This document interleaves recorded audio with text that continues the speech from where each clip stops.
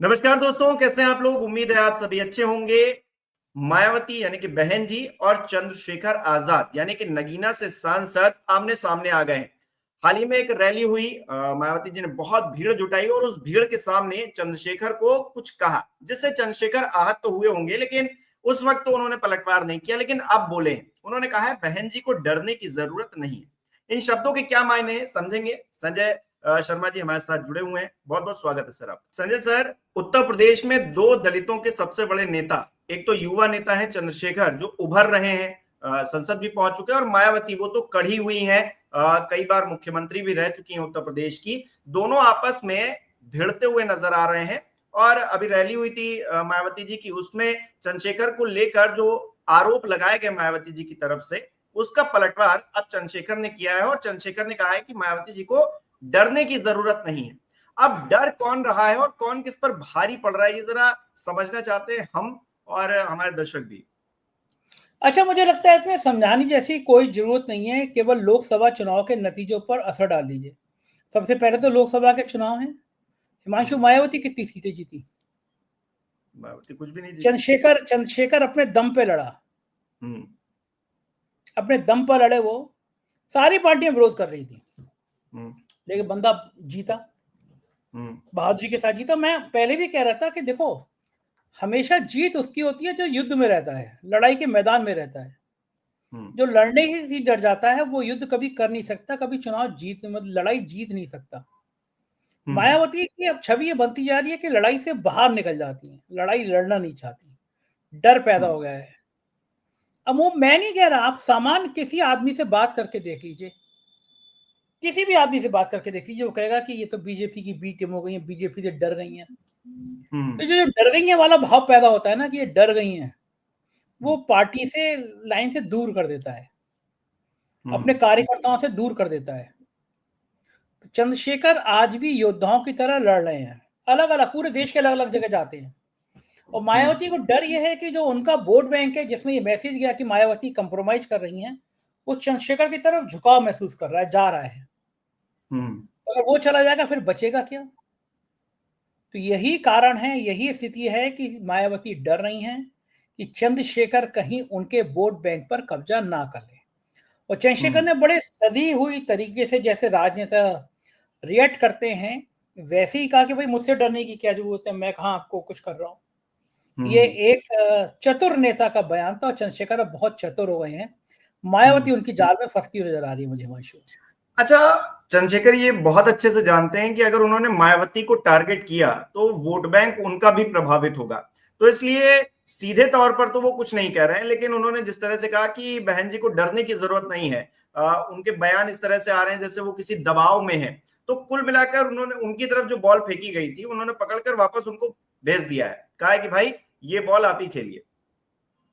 हाँ, ठीक बात है कि वो जो है वो चाहते हैं, मतलब जब बड़ा नेता कोई किसी छोटे नेता के लिए चर्चा करेगा तो हम्म। हमेशा छोटे नेता को फायदा हो जाएगा। हम्म। चंद्रशेखर अभी मायावती के कद के बराबर नहीं पहुंचे हैं, लेकिन हम्म। पहुंचना चाहते हैं, चाहत तो है ही है ना उनकी। तो वो हम्म। चाहते हैं कि मायावती उनके नाम की चर्चा करें। तो मुझे लगता है हम्म। मायावती जाल में फंस गई। वो चंद्रशेखर हम्म। को इशारा लिए बिना नाम लिए जैसी चर्चा करेंगी कि कुछ लोग हैं जो मूवमेंट को ऐसा कर रहे हैं वैसा कर रहे हैं, इशारा चंद्रशेखर की तरफ होगा, तो चंद्रशेखर हम्म। का कद बढ़ेगा। दलितों में हम्म। मैसेज जाएगा कि भैया चंद्रशेखर जो है ना वो बहन जी की जगह ले रहे हैं, बहन जी की बात कर रहे हैं, बहन जी की मोर्चा ले रहे हैं बहन जी की तरह। तो फायदा हम्म। चंद्रशेखर को मिलेगा इस लड़ाई में। अगर मायावती चंद्रशेखर के लिए ऊपर हमले करेंगी तो फायदा हम्म। चंद्रशेखर को मिलेगा, लेकिन बड़ी समस्या ये हमले नहीं करेंगी तो चंद्रशेखर का कद बढ़ रहा है। तो हम्म। मायावती अपने जाल में फंस गई हैं कि वो हमले करें ना करें, उलझ के रह गई हैं। लेकिन ये तो चंद्रशेखर के लिए बड़ी अच्छी बात है कि उनका जिक्र मायावती मंच पर खड़े होकर कर रही हैं। कितने कितने दिनों बाद उन्होंने इतनी बड़ी रैली की लखनऊ के अंदर, और वहां पर चंद्रशेखर का जिक्र हो रहा है और चंद्रशेखर को टारगेट पर लिया जा रहा है। सोचिए, मतलब चंद्रशेखर के लिए तो ये बहुत बड़ी एक उपलब्धि के तौर पर है कि उनको कम से कम मायावती नाम ले रही हैं, उनको मंच पर रिकॉग्नाइज कर रही हैं कम से कम। और क्या, इतने बड़े जन समूह में इतने दिनों बाद वो रैली कर रही हैं और उसमें वो नाम ले रही हैं, तो जाहिर है कहीं ना कहीं बड़ा फायदा मिलेगा ना उसको, चंद्रशेखर को। और मैं हम्म। वही कह रहा हूँ कि इस लड़ाई में फायदा अल्टीमेटली चंद्रशेखर का होना है, किसी और का नहीं होना। फायदा अच्छा, चंद्रशेखर का होना है। अच्छा, इस बीच एक आरोप भी लग रहे हैं, आरोप ये लग रहे हैं कि चंद्रशेखर चाहते थे कि वो बीएसपी के अध्यक्ष बन जाए। ये कथित तौर पर इधर उधर से बातें निकलकर सामने आ रही। अब चंद्रशेखर क्योंकि सांसद बन गए हैं, अब ये कहा जा रहा है कि चंद्रशेखर ये चाहते थे कि वो मायावती के उत्तराधिकारी के तौर पर आगे बढ़े, यानी कि आकाश आनंद की जगह वो ले लें। अब इन आरोपों को किस तरह से इस वक्त देखा जाए? नहीं, ये मैं बिल्कुल इन आरोपों में सच्चाई नहीं मान सकता, क्योंकि मायावती को जो जानते हैं वो किसी कीमत पर स्वीकार नहीं करेंगी। बल्कि मुझे लगता था कि मायावती ऐसा क्यों कर रही हैं, ये राजनीतिक आत्महत्या क्यों कर रही हैं? वो शांत हो गई हैं, वो अपने ऊपर आरोप लगने दे रही हैं बीजेपी के बी टीम का, तो क्यों कर रही हैं? मेरे को समझ में नहीं आता था। लेकिन धीरे-धीरे मुझे एक बार मैं कुछ किताबें पढ़ रहा था, तो मुझे कुछ मनोविज्ञान की किताबें थी, तो एक मनोविज्ञान समझ में आया। कभी-कभी ऐसा होता है कि जब व्यक्ति बहुत आत्म केंद्रित होता है और कोई सामाजिक एनजीओ होता है, संस्था होती है, तो वो चाहता है कि मैं जहां तक ले गया इसको, इसके बाद कोई मुझसे ऊंचाई पे ना ले जाए। अब जैसे मान लो कि मैं 4PM एक एनजीओ है, एक पॉलिटिकल पार्टी है, और मैं ये कहूं कि भाई मैं संजय शर्मा इस 4PM को यहां तक ले गया, अब मेरा जो उत्तराधिकारी होगा वो इससे आगे ना ले जाए, क्योंकि इतिहास फिर मुझे याद नहीं रखेगा। तो मुझे लगता है कि मायावती की सोच यहीं तक सीमित हो गई कि इतिहास सिर्फ मायावती को याद रखे कि बहुजन समाज पार्टी बनी थी, वो इतना ऊंचाई तक ले गई कि इतनी बार मुख्यमंत्री बन गई, इतने बड़े बड़े स्मारक बना दिए। कल को कोई व्यक्ति ऐसा ना बन जाए जो मायावती से भी बड़ा हो जाए। तो ये एक सोच होती है, एक मनोविज्ञान होता है। मेरे बाद मुझसे बड़ा व्यक्ति ना हो जाए, इस ख्याल ने शायद मायावती का संकुचन ला दिया है, उनके सोचने की, समझने की थोड़ी ताकत को कम कर दिया है। या मैं कहूँ कि ये अच्छा, बहुत जी दायरे में ले आया मायावती को। जी जी। अच्छा, जब आपने ये बात कही है तो मुझे वो भी बयान याद आ रहा है। मायावती जी कह रही थी कि कांग्रेस पार्टी या फिर समाजवादी पार्टी कांशीराम के मतलब परिनिर्वाण दिवस पर कुछ कार्यक्रम करने जा रही है, तो ये सब झूठे, मतलब वो कांशीराम पर कॉपीराइट रखती हैं, इस तरह की वो बातें कर रही थी। तो ये मतलब दिखा रहा है कि वो कितनी कमजोर हो गई हैं, अपने आप को इतना कमजोर मान। अब गांधी जी क्या किसी एक के थे? लोहिया क्या किसी एक के थे? क्या किसी पार्टी का बहुत बड़ा नेता जिसे जननायक के तौर पर देखा गया, क्या वो किसी एक का हो सकता है? क्या कोई किसी का कॉपीराइट हो सकता है क्या? मतलब मायावती जी ऐसी बचकानी बात कर गई उस वक्त, मतलब ये अपने आप में परे था। मेरे को कई सारे लोगों ने जो मायावती के बहुत करीबी रहे हैं उस दौर में, उन्होंने बताया कि मायावती काशीराम को लेके बहुत अ, डरी रहती थी। या ये कहूँ कि कभी-कभी ऐसा होता है ना कि आदमी बड़ा इनसिक्योर महसूस करता है। तो एक डॉक्टर थे जो काशीराम को देखने जाते थे, वो बताते थे मुझे कि मायावती किस तरह चारों तरफ रहती थी। काशीराम के परिजनों के आरोप थे कि मायावती मिलने नहीं देती थी। तो ये तो था क्योंकि काशीराम में बहुत बड़ा व्यक्तित्व था, मतलब वो इंसान ने पूरा देश में एक बहुजन का एक मूवमेंट खड़ा कर दिया था, गजब के इंसान थे वो। तो ये कहीं ना कहीं मायावती के डर तो थे। राजनीति में डरों का कोई मतलब नहीं होता है। राजनेता बड़ा बहादुर, बड़ा निर्दयी किस्म का होता है। तो मायावती को ये तो मैं कह सकता हूँ निर्दयी किस्म की है वो। संवेदनशीलता उनके अंदर ज्यादा नहीं है, आप सोचो वो सेंसिटिव है, ऐसा नहीं है। एक झटके में भतीजे को निकाल देंगी, भतीजे को बुला लेंगी, भाई को निकाल देंगे, फिर ये कर देंगे, ये सब चीजें तो उनके अंदर रहता है। आप ये कहो कि बहुत सॉफ्ट हैं, बड़ी भावुक हैं, मेरे ख्याल से नेता भावुक होते भी नहीं है। बहुत कम नेता होंगे जो भावुक होते होंगे, भावुकता से नेता का मतलब होता भी नहीं है। तो मायावती इस मामले में भी मैं कह सकता हूँ कि भावुक तो नहीं थी। तो काशीराम को लेकर उनके मन में डर तो था ही था कि कोई और उनके पास ना आ जाए। लेकिन डर से कुछ होता नहीं है प्रैक्टिकली हिमांशु। डर आदमी की जिंदगी में रह जाते हैं, चीजें आगे निकल जाती हैं।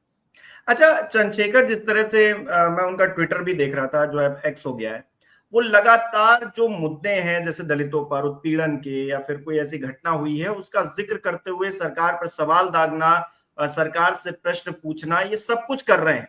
मतलब एक नेता को जिस तरह से जागरूक होना चाहिए और समाज को जागरूक करना चाहिए वो सब कुछ कर रहे हैं चंद्रशेखर। लेकिन फिर भी लोग कह रहे हैं कि वो मायावती जी की जगह नहीं ले पाएंगे, जबकि मायावती इतनी मतलब निष्क्रिय हो गई है, बीजेपी की तारीफें कर रही है मंच पर खड़े होकर। एक विपक्ष के नेता के लिए अपनी कब्र खोदने जैसा है कि सत्ता पक्ष की तारीफ करना। तो फिर भी लोग कह रहे हैं कि नहीं नहीं, चंद्रशेखर तो चंद्रशेखर है, मायावती जी तो मायावती है। देखो, मायावती का अपना जनाधार है, इसमें कोई दो राय नहीं है। उनके संग उन्हें सुनने वाला आदमी बहुत बड़ी संख्या में आते हैं। लेकिन जो सुनने वाले आए थे उसमें से 90% लोग ये मान के आए थे कि मायावती आज इस रैली में बीजेपी की धज्जियां उड़ा देगी। क्योंकि आमतौर पर दलितों में ये मैसेज है कि भारतीय जनता पार्टी दलितों की हित की बात नहीं करती। वो पिछड़े और दलित विरोधी है, ऊंची जातियों की पार्टी है। अब वहां पे अगर Mayawati ji thank you Yogi ji, thank you सरकार टाइप की बातें करेंगी कि भाई अखिलेश ने बुरा किया हमारे संग, बीजेपी ने तो सही किया। अरे भाई अखिलेश ने अगर स्मारकों की लाइट नहीं जलाई थी, स्मारक तोड़फोड़ टूट फूट हो गई थी, ठीक नहीं करा रहे थे, तो आप 19 में उनके संग चुनाव क्यों लड़ रही थी? तब तो आपने मंच से कहा नहीं। मैंने तो एक दो रैली देखी है, मैं अखिलेश यादव के संग एक लोकसभा चुनाव कवर करने गया, मैंने वो सीन भी देखा है।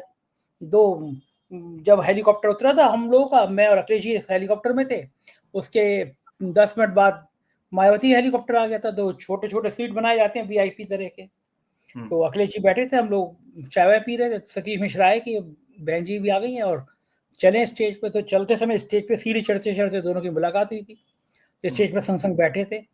तो ऐसे तो नया ने कितनी रैली संग संग करी थी। जब सीटों के बंटवारा होगी तो बात की होगी, तो मायावती कह सकती थी कि भैया अखिलेश जो है, मुझे अभी तक याद आ रहा तुमने स्मारक ठीक नहीं कराया है, या समझौता होने से पहले कह देती मैं समझौता नहीं करूंगी, तुमने स्मारक ठीक कराए थे। अब गंगा में इतना पानी बह गया तो तुम्हें याद आ रहा है कि अखिलेश ने स्मारक ठीक नहीं कराए थे। मतलब संघ में मिलकर चुनाव लड़ लो। ये तो वही वाली बात हो गई, मैं और तुम संघ में खाना खाने चले जाए 5 स्टार में, खाने के बिल दे के चले जाए। एक साल बात कहूँ कि मुझे मौजू पसंद नहीं है, कि 2 साल से पसंद नहीं है, 2 साल पहले उन्होंने मुझे गाली दी थी। अरे भैया 2 साल के बाद 1 साल बाद तो हम तुम खाना खाने चले गए थे साथ साथ, और तब तो नेताजी भी थे, नेताजी तब जिंदा थे। मंच में नेताजी थे। अखिलेश अपनी सादगी की वजह से डिंपल यादव को नुकसान उठाना पड़ा। डिंपल यादव ने मंच में मायावती के पैर छू लिए थे, क्योंकि बहुत संस्कारी टाइप की है डिंपल यादव, पूरा परिवार उस तरह का संस्कार वाला है, तो बड़ों का आदर देना नेताजी ने सिखाया है। तो डिंपल यादव ने पैर छू लिए थे और आकाश ने नेताजी के पैर नहीं छुए थे। इस बात की लेके बड़ी नाराजगी थी कि देखो हमारे परिवार की बहू है तो सम्मान देती है, तुम्हारा का नौजवान ये मैसेज नहीं दे रहा है। बॉडी मैसेजिंग का बड़ा मतलब होता है राजनीति में, इसका नुकसान भी हुआ था समाजवादी पार्टी को। लेकिन अखिलेश यादव ने लोकसभा का जो गठबंधन था वो टूटने के बाद भी मायावती के लिए कभी कुछ नहीं कहा। खैर अखिलेश कभी कहते भी नहीं है, किसी के विरुद्ध अभद्र टिप्पणी करते भी नहीं है वो। लेकिन मायावती तो लोगों ने कहा दलितों ने, यार अखिलेश ने तो गठबंधन टूटने के बाद भी कुछ नहीं कहा, तुम उनके लिए ऐसा कह रही हो। तो इस तरह की चीजें हैं जो मायावती को बहुत नुकसान पहुंचाती है राजनीति में। मायावती को इनसे बचना भी चाहिए हिमांशु। अच्छा संजय सर, आखिरी सवाल ये कि इस वक्त मायावती 10 में से कितने नंबर पा रही हैं और चंद्रशेखर इस वक्त 10 में से कितने नंबर पर खड़े हैं? मुझसे अगर बिल्कुल ईमानदारी से पूछोगे, चुनावी गुणा भाग के गणित से पूछोगे, तो मायावती 10 में से 1 नंबर भी नहीं पा रही है, और राजनीति के तराजू में चंद्रशेखर 10 में 8 नंबर पा रहे हैं। वो आदमी बहुत सदियों चाल चल रहा है इस समय। जी, बहुत बहुत शुक्रिया सर तमाम बातचीत के लिए, बहुत बहुत धन्यवाद। तो दोस्तों, आप किस तरह से देख रहे हैं 2 दलित नेता, एक युवा नेता और एक कढ़ी हुई नेता, दोनों आमने सामने आ गए हैं। आखिरकार 10 में से कितने नंबर आप इन दोनों में से नेताओं को देंगे, हमें कमेंट करके जरूर बताएं। इस वीडियो को लाइक करना, शेयर करना ना भूलें, और हमारे चैनल को सब्सक्राइब नहीं किया तो वो भी जरूर कीजिएगा।